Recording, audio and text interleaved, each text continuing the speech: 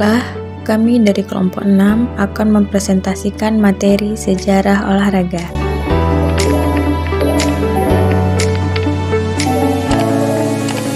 Yang pertama adalah pengertian sejarah olahraga. Sejarah adalah suatu peristiwa atau kejadian yang telah terjadi pada masa lalu dan dapat diketahui melalui peninggalan-peninggalan.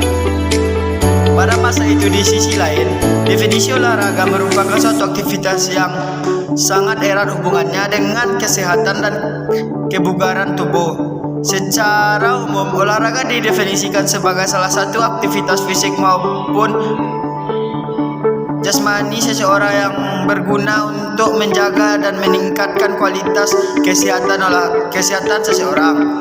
Jadi dapat disimpulkan bahwa sejarah olahraga itu segala sesuatu yang bernilai sejarah tentang olahraga yang terus berkembang sejak zaman dahulu hingga sekarang. Selanjutnya, perkembangan olahraga di dunia.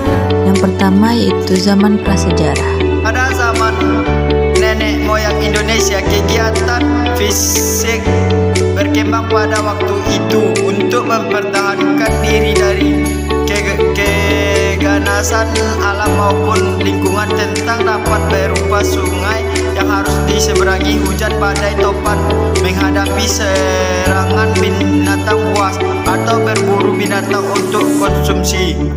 2. Masa sebelum penjajahan. Masa kebudayaan Hindu berawal pada abad 5 sebelum Masehi. Setelah masa prasejarah berakhir.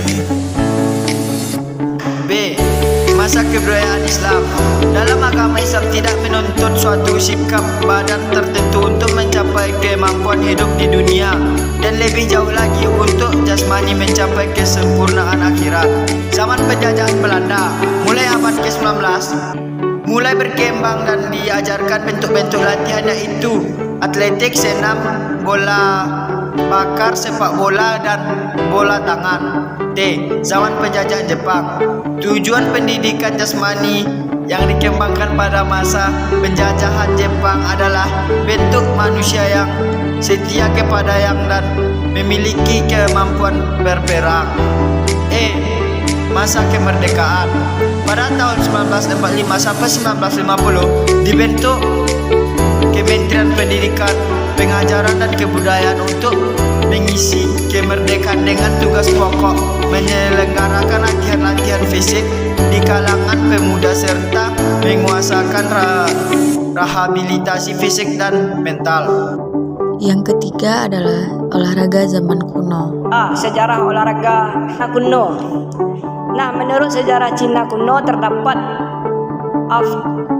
artefak dan bangunan-bangunan yang menunjukkan bahwa orang Cina berhubungan dengan kegiatan yang kita definisikan sebagai olahraga di awal tahun 400 Masehi. B. Mesir kuno. Monumen untuk Farah menunjukkan bahwa beberapa cabang olahraga diperhatikan perkembangannya dan dipertandingkan secara berkala beberapa ribu tahun yang lampau. C. Yunani kuno. Banyaknya cabang olahraga yang sudah ada sejak zaman kerajaan Yunani kuno: gulat, lari, tinju, lompat lembing, dan lempar cakram. D. Eropa dan perkembangan global. Olahraga mulai diatur dan diadakan secara berkala sejak Olimpiade kuno sampai pada abad ini. Aktivitas yang dilakukan untuk memenuhi kebutuhan hidup dan makanan menjadi aktivitas yang diatur dan dilakukan untuk kesenangan atau kompetensi dalam skala yang meningkat. E. Olimpiade kuno. Olimpiade dikhususkan hanya untuk kaum pria. Hanya mereka yang diperbolehkan untuk cabang atletik yang dikategorikan olahraga tempur. 4. Olahraga zaman purba. Tari-tarian merupakan bagian penting dari upacara-upacara dan secara tidak sadar gerak-gerak tarian itu merupakan pula latihan fisik yang baik bagi pertumbuhan anak. Anak laki-laki ikut ayahnya berburu dan menangkap ikan. 5. Olahraga abad pertengahan.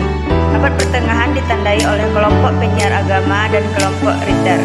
Kaum Ritter merupakan kelompok feodal dan militer. Mereka menemukan kewajiban dan tata cara menjadi Ritter, upacara pelantikan menjadi Ritter, dan pula hak-hak istimewa Ritter. Inti dari pendidikan Ritter adalah kekuatan fisik, ketangkasan dalam naik kuda, dan mahir dalam menggunakan senjata.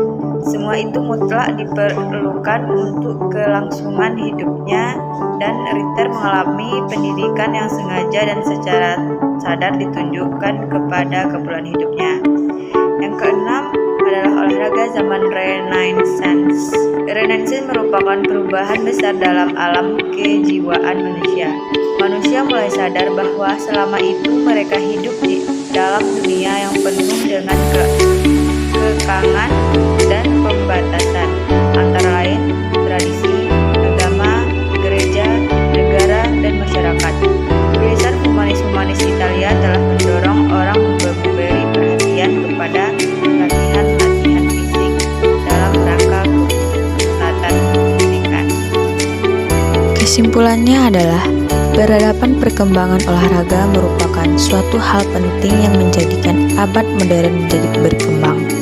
Olahraga di setiap belahan dunia dan negara tidak selalu sama karena banyak faktor yang membedakannya.